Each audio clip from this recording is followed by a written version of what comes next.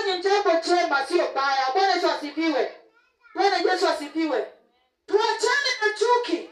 Tuachane na mambo isiyofaa. Maana ndio inatusababisha kuanguka kwetu. Ndio inatusababisha kusaulika kwa wokovu. Ndio inatusababisha tusione Mungu. Ndio inatusababisha tusiende mbele. Ile hali alikufa kwa ajili yetu na uhai wetu ameficha mikononi mwake.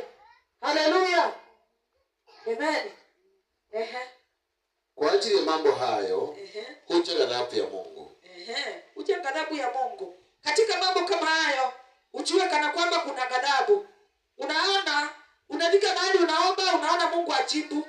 Unafika mahali unaona ni kama Mungu. Na tu inafika mahali tamaa ya kuendelea na wokovu inakatika. Tamaa ya kusimama na maombi inapotea. Tamaa ya kusimama katika ule utu wa wokovu unasambaratika. Kwa maana ile tamaa ya dunia imekunasa. Haleluya. Tumesikia kuna tamaa ya dunia. Tusinaswe na tamaa ya dunia. Tusitamani pasipofaa, maana tunakosea na ghadhabu ya Mungu inatupata.